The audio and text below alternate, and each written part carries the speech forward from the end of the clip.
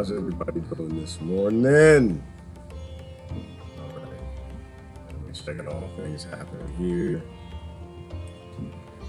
Get in the middle of the monkey fight. I've been in the middle of a monkey fight.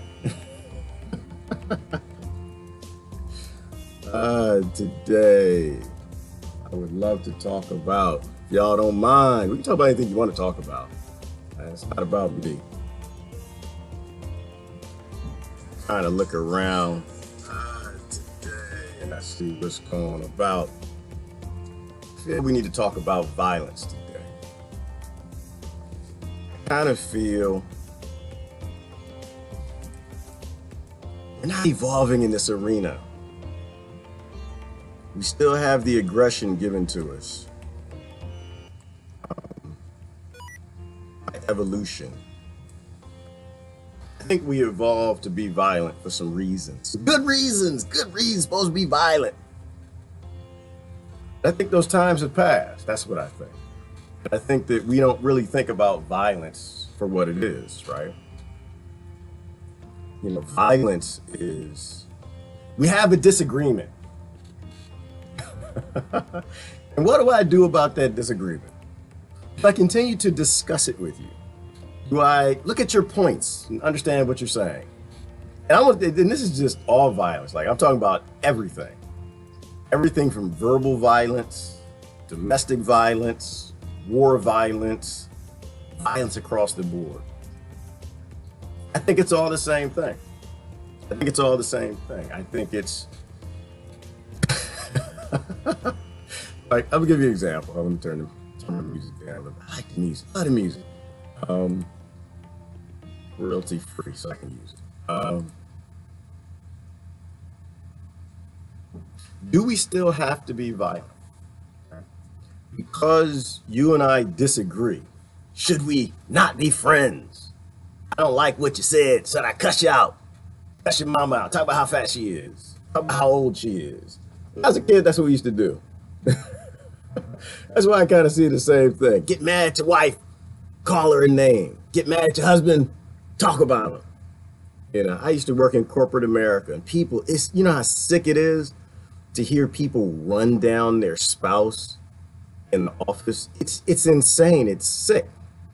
We're lost in this violent mentality. And I think that we don't connect our violence, our verbal violence, our comment violence, our violent words, our aggression, with the violence of government. I think that we think that the violence in our own eye is a lot less significant than the murderous violence in our government's eye. I think that, like, people ask me a lot sometimes, why don't I cuss? I don't cuss. I don't do it. No, that's a lie. I do. I do. It takes a lot. Oh man, it takes a lot. I try to do my Zen thing. I try to bring it down. I'm not excitable. I get excited when y'all start murdering kids and stuff and shooting people and stuff. That's when I get upset. Why don't I cuss? Well, I was indoctrinated that way. I know what it is. I was raised that way. But mostly because these are the most powerful, perhaps powerful or violent words in our languages. They're words that are supposed to emphasize the point. And that point often isn't taken the way you want it to be taken, right? And so, depending on who you're talking to, just trying to communicate with somebody in text messaging is almost impossible, right? Yeah, I mean, y'all know text messages are causing divorces now. Like, that's the thing. Like, kids are losing their moms and their dads, people losing houses and cars and stuff, losing their marriages over text messages. Like, we can't even text message with just blank text. You could be being as friendly and loving to somebody as you want to be, and they can take the text the wrong way. And so this is why mostly I've chosen to avoid using those colorful metaphor curse words as much as possible. Because, oh, somebody said, Grace said it, fighting words, them fighting words. Because see, this is how I grew up. So I grew up on the outskirts of Washington, D.C. Right? And so the monkey fight, I'm used to the monkey fight. I'm used to this. This is all we used to do as kids. All we used to do. We used to fight everybody. I used to fight my friends, fight my brother's friends, fight this, fight that. The girls fought, everybody fought. Yeah, I got beat up by a girl once. Well, I didn't get beat up, but she, listen. I still remember this. I had a buddy of mine, he used to box, right? He didn't teach me how to box. I was a fighter. I wasn't a boxer. I was still kind of young. And unfortunately, she learned, she got a few more lessons than I did. So, but it was fun. I got her back later. I grew up, I got bigger. No, but I didn't hurt her. I would never hurt her. But you know, but this picture and that example actually makes a lot of sense. We always pick on the little guy. You always pick on the little one. You pick on the chubby one. You pick on the fat one. You pick on the one that can't defend themselves. We talk about the American government, how it constantly wants to invade and kill people who can't defend themselves and take their resources. This is true. It's an undisputable fact. I don't know why anybody, well, I know why people debate it anymore. They debate it because they don't want to admit the truth. And the truth is we are the bad guys. We are the bully. We are the cowards. We are the ones who go get the other monkeys to gang up on the little monkey and beat the hell out of him and steal what he has. And that's who we are. Violence, right? Cursing at your wife. But this is why I don't curse. I don't do it because people, that was the point I was trying to make, is that people, you're talking to somebody that's not you. You're talking to somebody that didn't grow up how you grew up, right? For me, cursing or fighting words, right? We can talk all you like. We talk, you know, let's discuss, talk about your mama this, your mama fat, your mama old, your mama crazy, your daddy this, you did this. We would do things called joning on the bus. You get on the bus, it was called joning. First thing you started doing, start talking about everybody. It was fun as kids. The minute you started cursing, that's when the fun is not fun no more. At that point, it's a different type of, it's not just having fun in comedy, talking about everybody. We talked about everybody. It didn't matter. You white, black, Chinese, Christian, whatever. Everybody, nobody was protected. We joked about everybody. This is why as kids, we had thick skin. We weren't these big whiny bitches. Shut about, man. Did a Chris Lewis voice. You know, but that's just me. For others, people grow up, mom, dad cursing, everybody flipping out, whatever. It's no big deal. Let's go sit down, eat dinner. You know, it's a normal Thanksgiving. So I'm okay with that. I'm okay with that. But I personally don't do it because I know there are other people out there like me. Start cussing at me. And I'm a peaceful guy. You won't get it out of me. I look the other way. Somebody's cussing at me this morning. It's like, all right, yeah, oh, whatever. You know, I walk away from it. But if you ever get me in a corner and I can't walk away from it, and you start cussing at me, it's not going to end well. It's not going to go because I was indoctrinated that way. Right? I was indoctrinated that way when you start yelling and screaming, joking or whatever. That's one thing. When you start cursing, it means that you want to see why I do push-ups.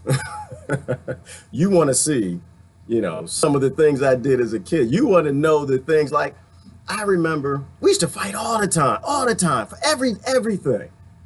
Because you would start joking back and forth, somebody catch feelings because you said joke too hard about their mama, everybody laughing on the butt. And now you got to be a mother hubbard, and now as a mother hubbard, it's time to fight. We get off the bus, we got to fight. That's what's going to happen. We're fighting all the time. We were rough kids.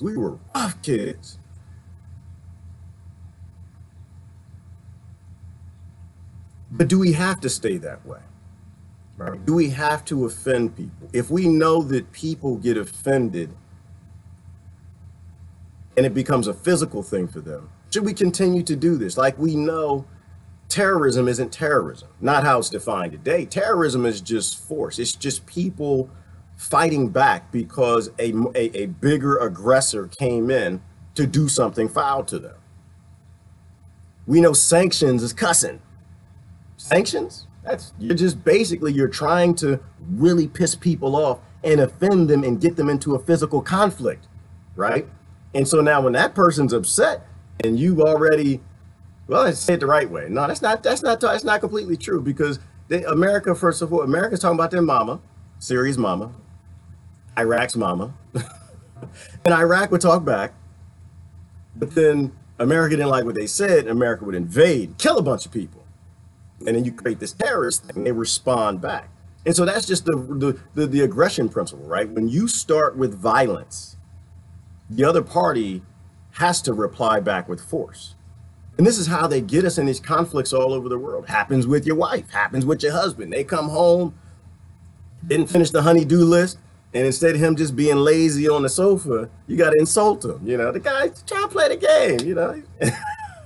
Sitting in his underwear, play some video games, eat some, popcorn, had a hard day at work. You know, instead of just him being lazy, he has to be all kind of names that you want to call him or her.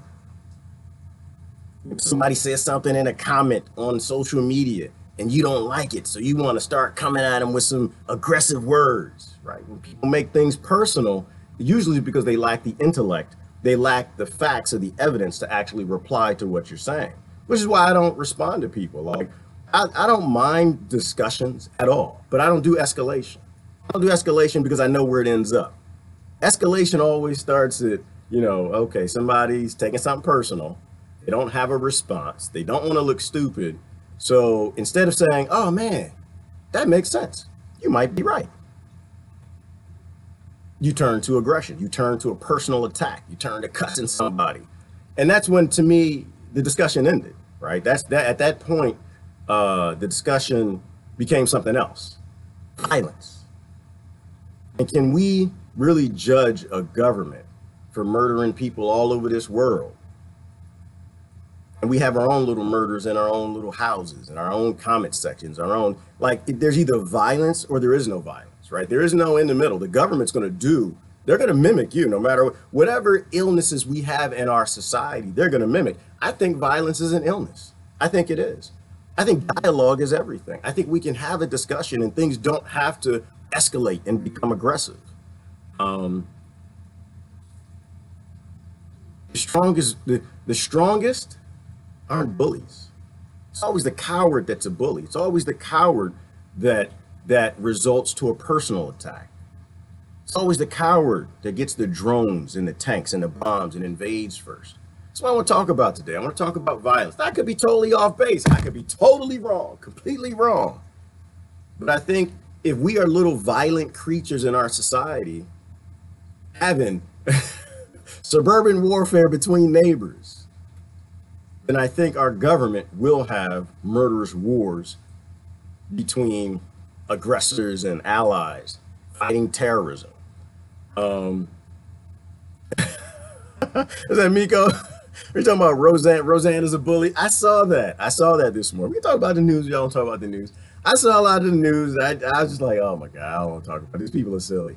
Oh my goodness. So Roseanne, see, all right now, okay. I might have a different perspective than you, Miko. I don't know, maybe, I don't know. My perspective, so what I understand is, so Roseanne Barr, first of all, I grew up watching her show. I grew up watching two Poe shows. I had a whole bunch of shows I watched. One of the Poe shows was Sanford and Son, Poe black people. Cal was on there. Cal was a white brother. And then we had the Poe White show, which they had Roseanne Barr. You had a couple of them. They didn't have a whole lot. They saw Richie Rich too. And they had the Cosby show too. So you had the Poe White shows, Poe Black shows. But so I liked the Roseanne Barr show. I did. I used to watch was it All in the House? I used to watch, was it All in the House? I used to watch that too. So anyway, so Roseanne Barr, I grew up with thick skin. Like I said, I grew up with very thick skin. And words don't hurt me. They annoy me. They make me look at you like, you're still lost in the monkey days. We evolved out of that. So, and I walk away from a conversation when you make it personal. But so I guess Roseanne Barr, she was having a new show. I don't know if it was a new show, old show. I don't watch television, so I don't know. But I think it was, I guess she was signed for a new show, and either it was a re-signing of a season or a first season, and she looked at somebody in the Obama administration and said that she looked like, she said, okay, I'm confused with this part. She said she looked something like between a monkey and a Muslim extremist, something silly like this, something silly. I don't think it was even funny. I don't even think it was funny. And so they pulled her show because of it.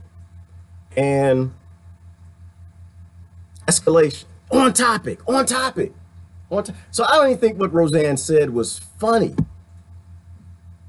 but we escalated it. right? We made it an issue. Um, one thing I've been doing, I've been spending time back with the Bill of Rights and the Constitution and like really reading through them. Like I really want to. I always like to update myself and remind myself of all the Bill of Rights, the rights that my neighbors have, that I should, all the unconstitutional laws. And I'm a big believer in the right of free speech, right? I grew up at a time where Whoopi Goldberg was not this proper lady who sat on with The View. What is that? I don't even know if she's proper anymore. I've actually never watched The View in my life. But I grew up with her smoking crack, doing cocaine, all the stuff that she did, laughing, joking with Robin Williams and Eddie Murphy and Richard Pryor. And so I grew up in where it was just Andrew Dice Clay, Howard Stern. I grew up at a time where it's just jokes. It's just jokes. They're funny or they're not. You know how many times I've been called the N-word in my life by all of my friends, all colors? Those things don't get to me, right? So the whole Roseanne Barr thing, escalation or not, same thing. So she said something. I don't think anyone took it personal. The lady responded back. She was just like, I'm confident in myself. I've got friends and I really don't care what she had to say, which is what I think was on the news. But then they canceled her show and they said, well, her attitude, her demeanor, what she said doesn't really fit well with our programming. And they canceled her show. And that is their right as a corporation. Like, that's their right. Me personally, I don't like that. I don't like that. The reason why I don't like that is because if Roseanne Barr is racist, which I don't think she is, I think there's perceptionism and there's racism, and I don't think that Roseanne Barr is racist. I think that she said something that appeared to be racist, and I'm not even sure if the lady was black or not. She looked very light-skinned. I don't know. She could join the country club that I couldn't back then. But I'm always interested in solving the problem, right? And racial slurs, and when people say stuff like that, those are just the side effects, right? And I also like to say things like anger is important, right? Offensive, I don't like to be cussed at, but it's important. If you feel the need that you have to cuss at me, then cuss at me, right? It's just information. I need to know where you're coming from. And if I know where you're coming from, then I know, man, we still have problems in this society. Like, we need to know there's some mental illness in this society. We need to know that if it's not racism, it's a person who's saying something that might be perceived as racism because they want attention, or they've got that anger, or they're really trying to prove a point. And I need to know that exists. Like, we got to see the ugly. We always have to see the ugly. We can't ever turn our face from the ugly, because if we know it's there, then we can talk about it. We can dialogue. You take the little angry people, put them in the corner, but the people who aren't angry can discuss, well, why does this still exist? It makes no sense. We evolved away from racism. We evolved away from those things. If it's just the lady made a point, Roseanne couldn't reply back to, I don't know the situation. But maybe it was just a thing of she didn't have the education. She didn't have the ability to respond back. Maybe she was making a hit against the Obama administration and their war on Muslims, their war on brown people in the Middle East, right? So I don't know. I mean, or their funding of terror. Like, that's like a deep right type thing. So, but we need to know those things exist. So anyway, my point was, I'm definitely a big proponent of free speech. We need free speech. We need people anger is never a bad emotion. Now, what you do with it, that's something different. You get angry, you're supposed to let us know you're angry so we can all talk about how you got angry to make sure nobody else gets angry so we can fix the problem. Like Charlottesville. Somebody got angry, he went and ran somebody over with his car, and instead of people saying, we need to get him, justice, we need to say prevention. Where did he come from? How did he get created? Where in the continental United States or anywhere in the world is any little baby being raised to grow up to know that eventually it's a good idea to run a car over somebody's child? That's the problem. To me, the problem is people scream justice. They scream the colonized mindset of, we need to get them back and put them in prison and hang them. Yes, solve the problem. It happens again. We need to get them, put them in prison. Solve the problem. Violence. It was just violence, right? We need to reply to his violence with our violence. Grab him up, put him in prison, problem solved. And it happens again. And so for me, everything is like, if we want to solve violence, we solve it through the environment, right? We have to go back and look where it came from and fix it. Because you're going to have the silly people on both sides screaming violence and justice and go back and forth. But I think I want to say the adults. I want to say the people who want violence to go away, they actually have to dominate the conversation and pull in the professionals and say, okay, we need to fix this. How do we fix this? There are people who still believe that violence, that the human beings are violent. We're supposed to be this way, and we're not. We need prevention. Absolute. Somebody said restorative justice. We need restorative justice and we need prevention. It's important to take that person and lock them up and make sure they can't hurt anybody. But it's significantly more important to make sure that we heal those situations, right? You know, so if Roseanne, I don't want to talk about Roseanne. Hollywood is a bad place for any sort of intellectual anything. But the thing is that if we don't actually focus on prevention, it's going to keep happening, right? Like the monkeys behind me, they're gaining up on a little monkey, right? It's just not force and drones and warfare. Who has the biggest and strongest? Sometimes it's who is more of an intellectual, who has more data. You got 3 data points and you're ganging up on somebody with 1 data point, right? It's about intent. Is the intent to win this, or is the intent to teach that young monkey this is how you behave in our society? Like, I think there's some great analogies there, but we have to become a culture of solving problems, not a culture of continue to let this violent colonizing mindset make everything worse because they make money on that violence. Yes, bully culture.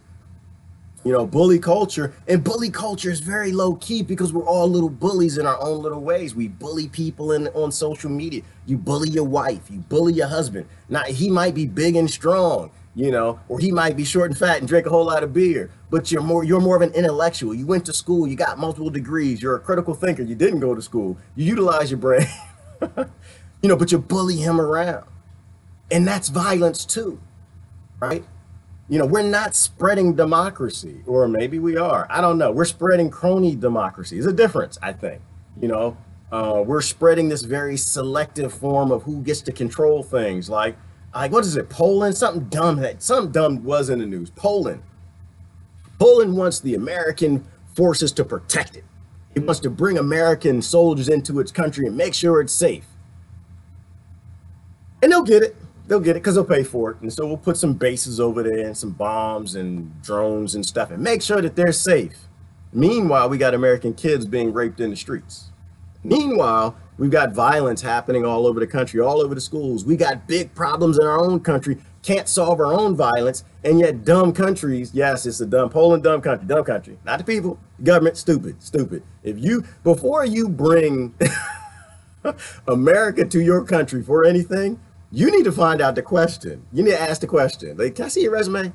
Yeah, no, you know, I get all this. Yeah, you got all this Constitution stuff, Bill of Rights, all this stuff. Let me see the violence section of your resume. Wait.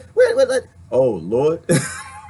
Start flipping pages. Like, wait a minute, the first part of your resume was like half a page. Now I'm on page 32 on the violence section. And wait, maybe having the American military isn't the best thing in my country. Maybe it's not because the American military is bad, but maybe they're just doing a job, and who owns them is violent.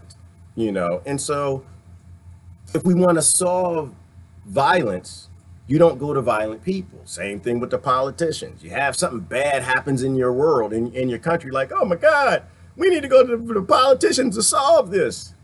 Wait a minute, what are the politicians doing? Are they just writing violent laws? What laws aren't violent? The only laws that aren't violent are the laws that they won't send someone to your house with a man with a gun to put you in prison. That's the only non-violent law. So the vast majority of laws are violent. That's that violent mentality. That's aggression. You know, the aggression principle. You know, violence versus force. That is a violation. They're sending someone to your door to violate you. You don't go to violent people for peaceful solutions. Because violent people in violent solutioning, they don't think about peace. They think about violence. It's always an option in their solutions. And for me, violence is never an option. Not an option. Nope, not at all. I don't know how, but somehow I evolved. Violence is not an option for me. I will never. Oh, that's not true. I guess sometimes, well, comedy is. Sometimes I think people mistake comedy for violence. Sometimes I have something funny I want to say, and people take it the wrong way. But I'm working on that too. But in terms of like physical, it's just not an option. I'm doing the best I can to evolve that out of my solutioning options, right? It's like you have a series of options, whether you're commenting on a thread or it's physical. Somebody can say this about me, this about this, about this. You know, do I ever get to a point where I want to hit the person? I do. I do. I do. I'm not gonna lie about that. I do. But how I manage my violence, because I was raised that way. That's the unfortunate part. I was raised that way. We fought all the daggone time. But how do I manage that is I don't let anybody get me there. I don't. When people start escalating something, and I know that that always ends up, or most times, sometimes could possibly end up in me wanting to take his jaw off, I walk away. I'm the biggest walk away person in the you can look at my thread and tell that you ever go down my thread and you see like the comments start going on YouTube, Facebook, wherever. I just walk away. You can have the last word. I don't care. I know how this goes. I'm 45 years old, not stupid. All right, I know how it goes. If I see a situation escalating, I'm gonna leave. It's just smart. So I manage that violence, and I think everyone, they need to think about, how do you manage your own violence, whether it's in a comment section, whether it's with your husband, your wife, your friend, in a bar. Maybe you need to just pay your tab and walk away. Walking away is the evolved solution.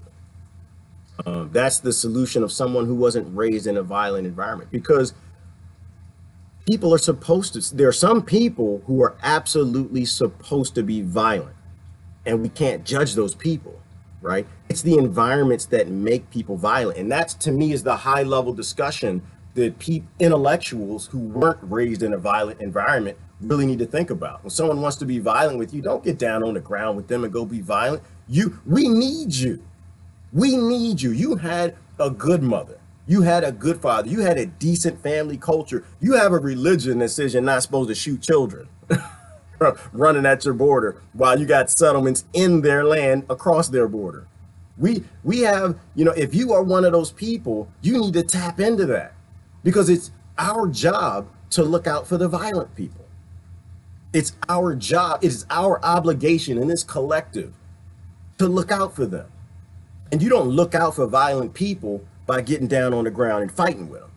You look out for violent people where, you know what, I have the ability to walk away from this conversation. I'm going to do this. I understand his points. I understand his anger, his aggression. I'm going to walk away, and we need to think about this. Like, when it comes to this whole left, right, conservative, Republican, Democrat, what am I? To me, everybody's right. Everybody's right and everybody's wrong. They all got good points. They're all intellectuals. They all know what they're talking about. Now, they're all wrong too. So I'm kind of like a conservative, Republic, left, right, democratical, republic, constitutional, libertarian type thing. Because they're all right, but they're also all wrong. And that's the position I always end up, where I hear what you're saying. Somebody's on the left, they're aggressive, they're screaming, they need to get violent. Okay, I got that. I don't get that. I'm gonna leave the conversation. I go over to my friends on the right, say, what, they say this, and this is right, and this is true, and you got to think about this. And you don't want to be so ignorant, because your leaders are ignorant, and their leaders are ignorant, and their leaders just like to keep you fighting. So, and this is how those of us who were raised to not be violent solve problems. Right? My engagements with violence is because I grew up in a violent area. I grew up in Prince George's County, Maryland, where the police, they come after, some of the police will come after you. Most of them were black too. They come after you. But the kids were. But we were boys. This is what we were supposed to do. We were supposed to beat the heck out of each other. And we were friends. Like, I got into a good conversation yesterday. And the other thing is, the other reason we need to evolve out of this violent mentality and violence is because it's changing. It's becoming significantly more destructive. When we were kids, we could get into a fight, beat the heck out of each other, beat each other's heads into the school bus. And the next day we were friends. The next day we were friends. We were buddies, right? It wasn't personal. Today, people are so whiny. they're so, I don't know what's doing it. There might be some sort of a quantum physics epigenetic making each generation increasingly more ignorant with the violence. There was a time where something like that would happen. Okay, we solved the contest and it's over with, and people walked away. There's a DNA scientist. He said most important factor in expression is the environment. Yes, Mary, and that's that epigenetics that is just profound science. It is just beyond profound, where they're explaining that your genes get flipped based on your environment. If you grow up and your mother and father are constantly screaming, your dad's not around because your mother stole you from your father, or your mother's not around because your mother stole you from your father, or one of them went to prison or something, that we hand it down. We hand it down generation to generation. That aggression gets significantly worse. And there was I was in a good discussion, Mary, with someone. You know how I like to tell people, we are in a forced labor society. Slavery never went away. All they did is they just changed slavery with the 13th Amendment so everybody could be included. They just made it all inclusive. That's all they did. That's why the North invaded the South. They want the tax dollars for slavery. And once they got there, they created the 13th Amendment and they said, okay, now everybody gets to be a slave. You know, and so it was basically a war on poor people, guaranteeing and locking in that they'll always have a slave class. And that's what we have today. And someone made a point. She said, well, that's not chattel slavery. Chattel slavery was just Africa and black people, stuff like that. And I said, well, hang on. Let's check the science. Look at the science. So if you're raised in prison and your mother has you, and your epigenetics, your genes get flipped for violence, which they've actually proven that aggression in mice, generation to generation to generation. And that's the difference in chattel slavery, is you hand it down generation to generation. Then what the Democrats and Republicans are doing, if you're not in America, I say it this way so you know what the hell is wrong with America and why America is invading the world, because these people are divided up and stupid. But the society they built guarantees chattel slavery will be consistent and not stop. Now, I think they knew the science back then. I think they understood that, you know, when you treat a slave a certain way, the next generation is more apt to be okay with slavery. And is that not what they do to us with corporate America and forced labor too? This whole monetary system everybody wants to protect so much and keep, even though it's murdering people all around the world. The democracy they want to spread, and they keep forgetting democracy. Gang rape is a democracy solution, right? And that's where you're supposed to fall back on your Bill of Rights, your Constitution, your natural law, your religion, in terms of not violating other people. But it's a mentality of violence, and they've normalized it, and they keep it going. And the people who know better embrace it. And it's for, if you were raised and you know that violence is wrong, you're supposed to be speaking out against it. You're not supposed to be escalating with them. You're not supposed to sink to their levels. You're supposed to be helping change the environment and raise the levels so it goes away. You know, if your war is with white nationalism, your war is against white poverty. It's not fighting the white poor, it's fighting white poverty. If your war is against black power, black nationalism, or Black Lives Matter, then your war is with black poverty, right? If your war is with Israel keeping its land, keeping the two-state solution and all of that, you know what your war is with? Your war is with poverty in Gaza. It's the only reason they're trying to come over the border for the most part, because their life sucks. If you hate immigrants and you're so sick of them taking your jobs and they're working in your fields, you can't work no more, then your war is with poverty in that nation. If you're in America, that means your war is with the war on drugs in Mexico. That's why people are running over the border. If you're in France or Paris, then your war is with, well, what's going on in Mali? Poverty in Mali. I don't want those immigrants here. So maybe my war is with America. Did America invade their country? Did America destabilize their country? Did UK do it? Did the French do it? The people who can think on a higher level, you need to think on a higher level. You don't stoop to violent solutions. Always think about solving the problem, not increasing the problem. Class war disguised as racism. Yes, Chris, and it's always been about money. It's always been about money, but racism is a popular debate. It's emotional. Gets people going. It means I can pull my ego out of my pocket, smack it in your face, you know? And so, you know, Like I got into this discussion with a cousin of mine. And I carry my stances everywhere I go. I am the same person on here as I am in public, which gets me in a lot of trouble. It gets me, it gets me in a lot of interesting discussions. And the good thing about just being who you are, being the same person, it means you're real, for one. And two, it means you don't have to remember anything. You don't have to remember, because you don't have to remember your line. You're lying over here, you're lying over there. You don't have to remember nothing. I'm getting too old to remember stuff. So I want to be who I am everywhere, because life is easy that way. You're happier. You have more joy. You don't have to make it up. Now, how I talk change. So they know they change. If I'm in the hood, I talk a different way. If I'm in the trailer park, I talk another way. If I'm in a board meeting, I talk a different way. But that's so. I got a question, man. Class war disguised as racism. So I got into this good talk. A cousin of mine said, well, what are you saying? Are you saying racism doesn't exist? I said, no, I didn't. I'm not saying that. Do I look like I think racism doesn't exist? Do I? I'm burnt to the day. It's like, this is one of my cousins. She's a little lighter. I said, I'm not saying that. I'm saying that, are we going to solve racism by continuing to promote racism? How long have we been doing this? How long have we been prioritizing racism? How long have we not been looking at the actual causes of it, right? And my stance always with that is, like you said, it's always about money. It's never been about anybody's color, anybody's master-made race, any categorization. It's always just been about money. And it stays about money, and it never goes away, because you get people fighting about something that it's not about. And if you can get people fighting about something it's not about, they can keep making money from it. And that's what they do. And so his point was, are you saying that racism doesn't exist? I said, no, of course racism exists, but talking about it isn't going to fix the root cause of the problem. It's a class war. It is this class war that Chris just demonstrated. They got to keep you on the bottom. And how do they keep you on the bottom? Is they keep you fighting about what the problem isn't, so you don't get a chance to solve it. They keep your leaders fighting about what the problem isn't. They keep you violent, because violence never solves anything, right? Still on the whole violent mentality. They keep you aggressive and escalating a problem so it never gets solved. It's like when the police shoot somebody, Chris.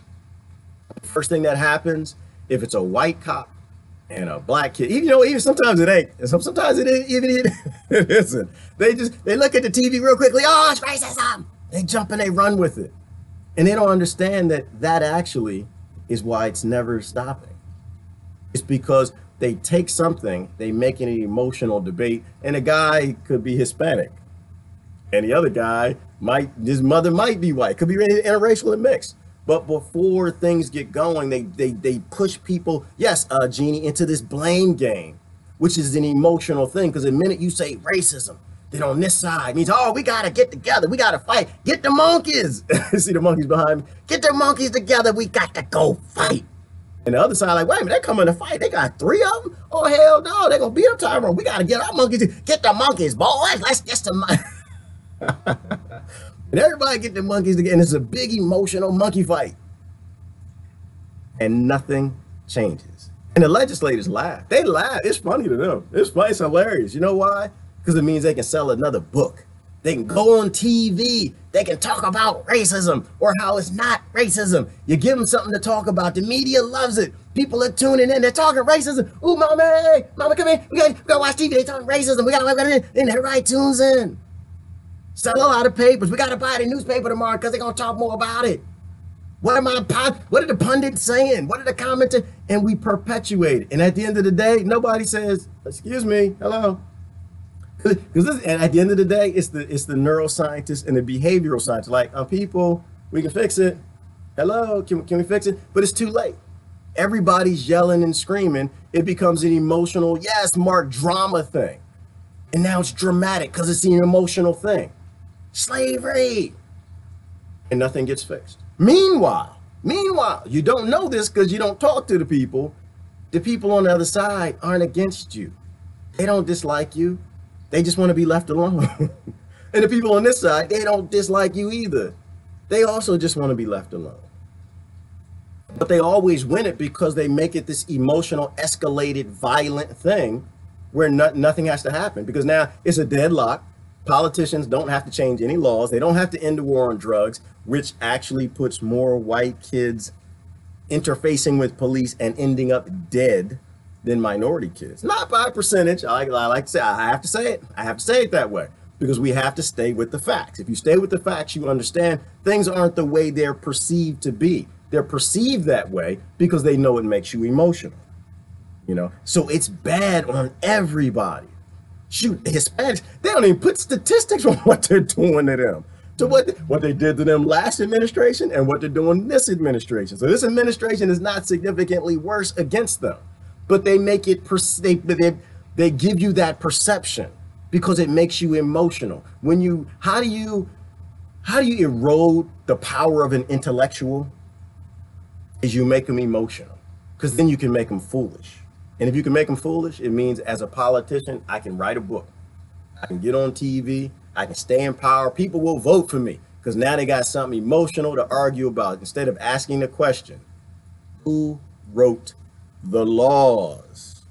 Who actually legislated all of the violence into being normal, right? That was a good talk. Y'all gotta watch. I watched yesterday. It was Peter Joseph was on Jimmy Dore. Awesome talk. I don't know if I posted it. I have to post it. Great talk. Great discussion. But Jimmy Dore got to a point in the thing. What did he say? He said so we went to free the women in the Middle East, right? Because Saddam had rape rooms. And he said all we did is we replaced Saddam's rape rooms for American rape rooms. That's all we did. We replaced Saddam's violence for our violence. That's all we did. All we did was normalize pretty much everything he was doing, because everything he did happens in America today, and half the time it's legal and they get away with it. And they make it profitable. And that's the sick world we live in. It's the sick world when you allow for violence to be an option and solution, is what I'm saying with me, and where I'm trying to go as hard as I can is taking violence off of my list of options. We can take violence off of the list of government options if we stop being violent. And if we stop being violent, then we can critique our legislators for their violence. We can critique the laws for their violence. We can look at the laws in terms of what escalates problems as opposed to solve problems. We can shut up when a neuroscientist needs to talk. We can shut up when the professionals that we hire that go to school, the psychologists and the people who are trained to solve these problems actually do it. We can shut up when people solve these problems are speaking. What's the brother's name? Daryl. I always call him Daryl Dixon. I don't know why. That's my zombie apocalypse fetish from the what's the name of that zombie show? The Walking Dead. Daryl Dixon. He's from that. Now it's Daryl somebody else. Guy, the black dude, the blues singer, goes down, meets with the Klan, and he actually is pulling them out of the Klan. He actually is showing them that black people aren't the monkeys that are violent on TV that don't want to work, and that we're just people too. That we're just raised in different environments sometimes, but race really doesn't exist. And they're canceling their membership because of this brother. Right? Martin Luther King, you know, he told you that violence solves absolutely nothing. And you want to go fight and rage with people in Charlottesville and everywhere else, instead of actually looking at the intellectuals, the people who actually who ran the experiment, solved it, because y'all love to talk about science. You love to talk about science. When it comes to actually looking at someone who actually used the scientific method to resolve that peace solves violence, but you take all that up, you ball it up in trash, and you throw it away because you get emotional. And so you want to go fight. And so this is why most of our friends say question everything, all the time, everything. Because all they're doing is they're using emotional things to us to play us against each other. Question everything, all the time. And when you run into somebody who is a violent solution, or somebody who utilizes violence as a means of trying to fix a problem, you walk away. When you have a chance to de-escalate something, if you have that mental fortitude from how you were raised, your religion, your parents, your family, whatever it be, you figured it out. You came up in a violent situation and you figured it out yourself. You went to prison, you realized where this goes. You started reading, you got out, and you realized how to be a peaceful person. You realize how to actually fix problems. You realize that the environment is what creates these people. And don't spar with them. Let them have the last word. Give them your point and walk away. Right? There are people become who they are for very good reasons. You became who you are for a very good reason. So it's your position to step up, based on a principle, not based on your skin color, your religion, your tribal, none of that ignorant stuff that the slave masters, the railroad tycoons and the landowners, not all that crap that the kings and the lords gave people. Get rid of that. Be an individual. Have the strength to stand up and say, you know what? It's like at a board meeting. You go to a board meeting, y'all sit down, everybody's coming up with ideas and discussions and solutions and around the board. It's like, Bob, I don't know how we're going to make this work. I don't know. Susan, I don't have any ideas. Well, I guess, we're just, we're Coke and we got to beat Pepsi and I don't know how to beat them. You know what? I got an idea. What we should do is Pepsi, we're going to raise the military and we're just going to go blow up all the Coke buildings. You're supposed to say, guys, that's not a good idea. I don't think that's going to end well. I don't, maybe we should just change the recipe. Maybe they taste the same and we need to just change. You need to be the one to stand up constantly for peace. Be strong enough to stand up. When the escalation starts, you can stop it. You can walk away, or you can step in the middle of the discussion and say, whoa, people, I'm not going to join any side of your argument here, but you're wrong because he's right. And you're right and he's wrong here, but you're not seeing each other's points. Is anybody picking up what I'm putting down?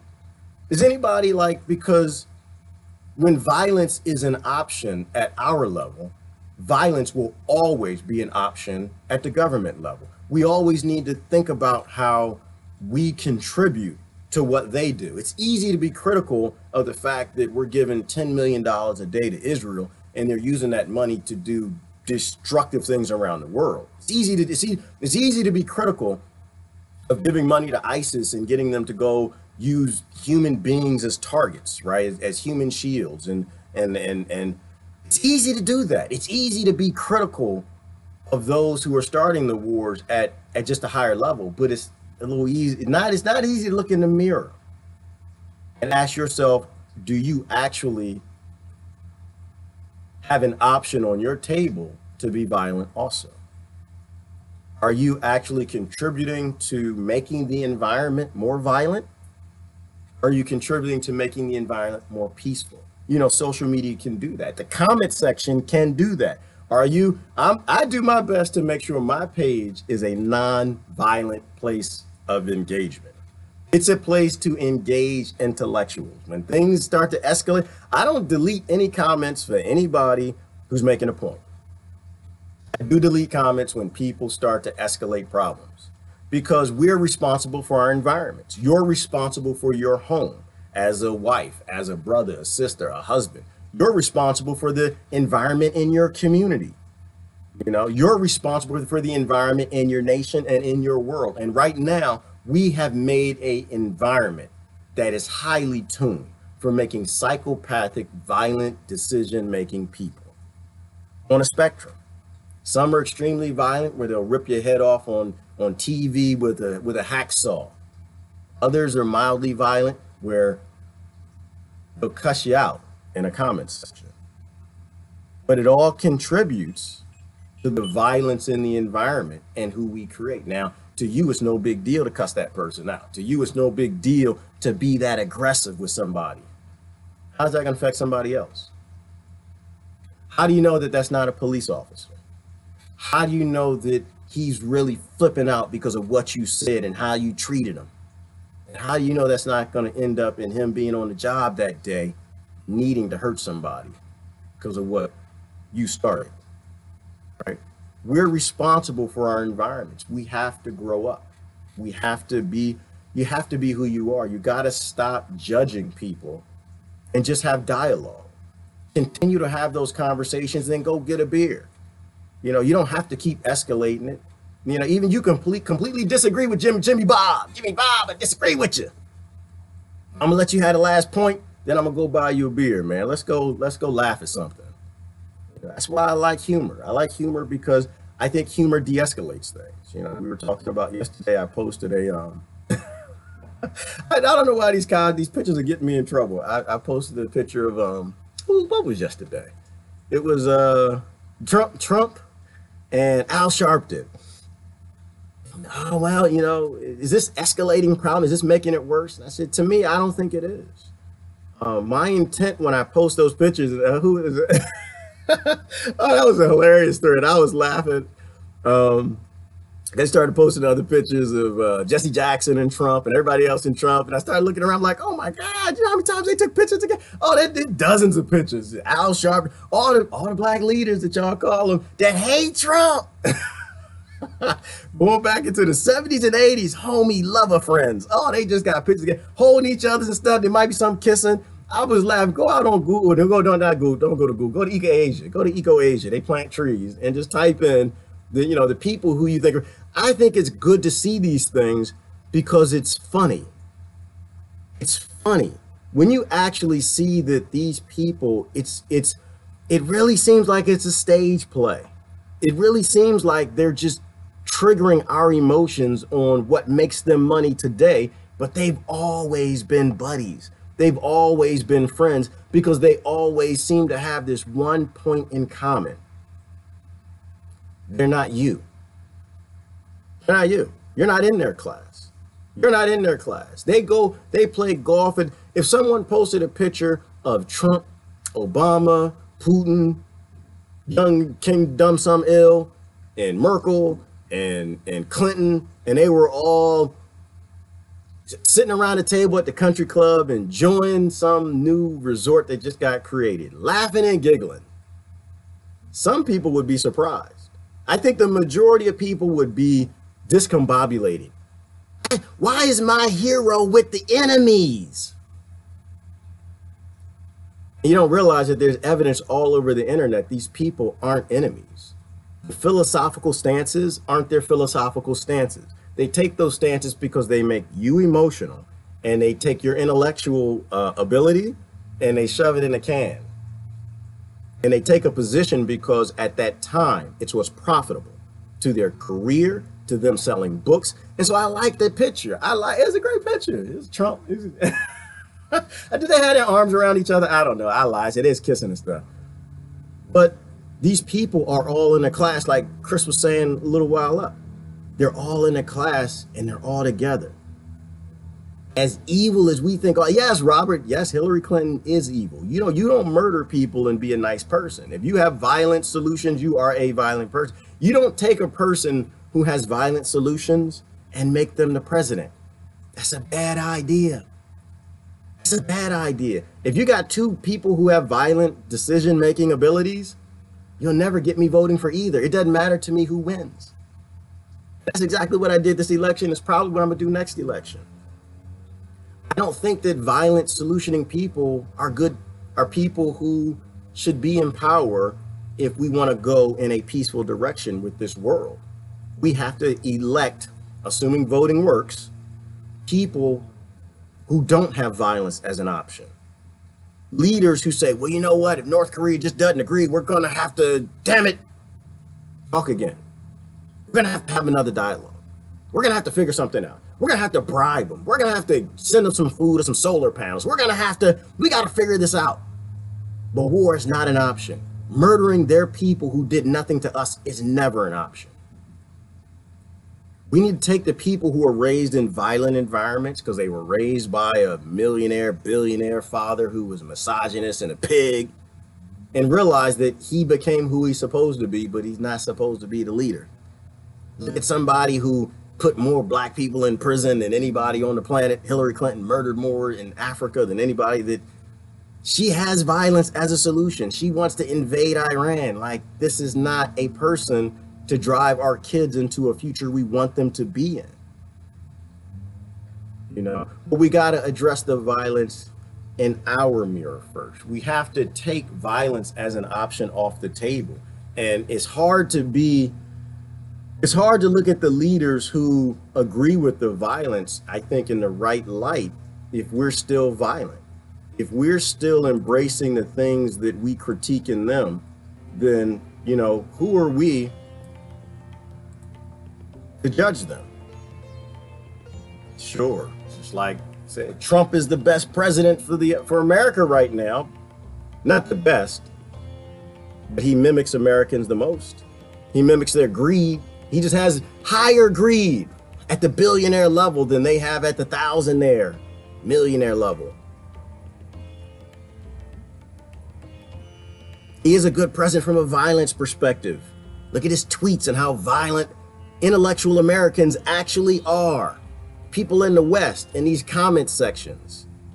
The violence level at the Congress level is significantly more, but it's the same mentality. Violence for solving problems. Getting together a gang of monkeys to go get the other monkeys. Instead of having just another conversation on it. That's what I think. I could be totally wrong, but it's definitely what I think. When we stop being violent to our friends, when we stop being violent to our family, when we stop being violent in the office, when we stop being violent to people we don't like, when we go back to having integrity for the people who raised us and raised us to not be this violent,